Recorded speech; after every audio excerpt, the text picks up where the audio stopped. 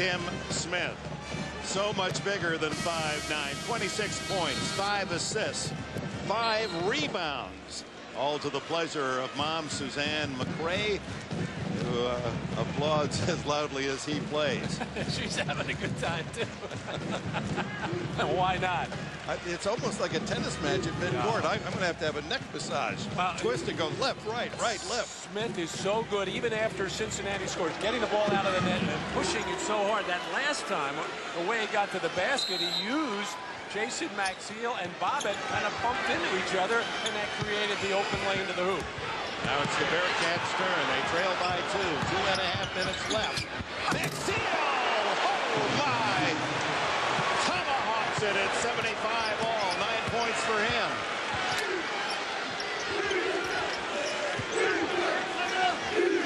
Quick setup defensively for Cincinnati to deny Smith his quickness. So running a pattern, a rare offensive trip inside the Fields, and he is covered well by 2 Bearcats, but apparently too much body. And they're looking at Eric Hicks.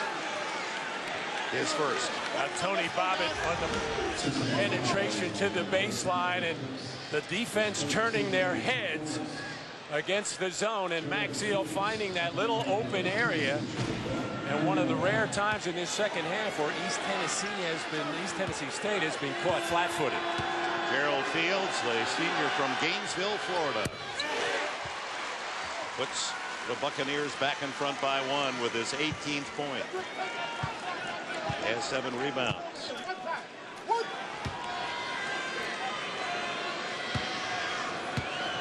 Leads the team in field goal percentage. You can understand that as we watch him work inside. Hits both free throws. He's been just an average free throw shooter on the season. But with 2:07 left, 2 minutes and 7 seconds remain here in Columbus. East Tennessee State, the 13th seed, with a 2-point lead over favored Cincinnati. And it's been, if this is March Madness, the poster player would be Tim Smith, because his frenetic but fantastic play symbolizes what excites these tremendous crowds. And there's 19,588. It's been sold out for a year here at the Nationwide Arena. Well, it's not only been... Oh, Jack almost turned it over. And Greg McDermott trying to point it out. While we were away, Eric Hicks with a block of Wadood, and it's Cincinnati's ball with 1:07 to go, and it's Bob Huggins who's called timeout. Game tied, 67 seconds left.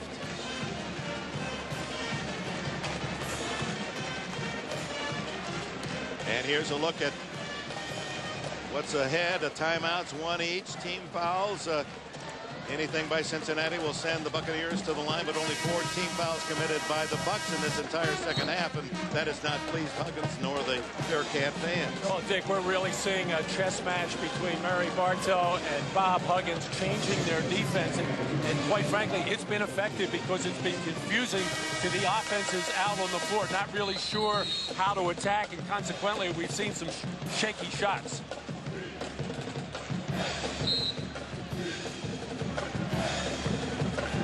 13th seed East Tennessee State tying Cincinnati, the 4th seed at 77 here in Columbus at the Nationwide Arena. Sellout for over a year of nearly 20,000 fans.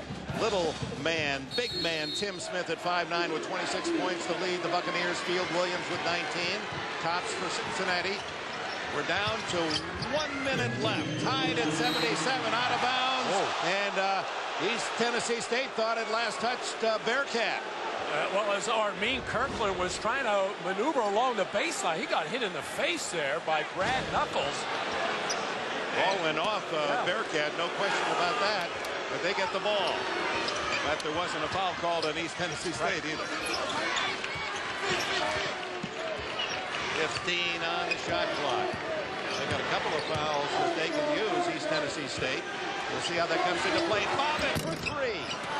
And Hicks fights for the rebound, gets it to Williams, and then a diving play by Gerald Fields to knock it out of bounds. And that big man really made a move. Well, there's no question East Tennessee State can afford to be aggressive here and gamble for some steals. because they are not yet over the limit into the penalty. But really, all they really want to do right now is play tough defense and get the stop and try to get that last possession. Sometimes not being in the bonus when, in this case, East Tennessee State only 4 team fouls. The other team takes the lead. Now you can't get the ball back with a foul. 40.9 seconds, and the new clock started on the missed shot, so 8-second difference, almost 9-second difference in the game in shot clocks. Yeah, if I'm Cincinnati, I take the first good shot that comes along. Kirkland. And a reach in, foul, that's on Wadood, and that'll be 5 for the number. Well, check it, maybe it isn't. He's acting as though it was him, but they're pointing out James Anthony.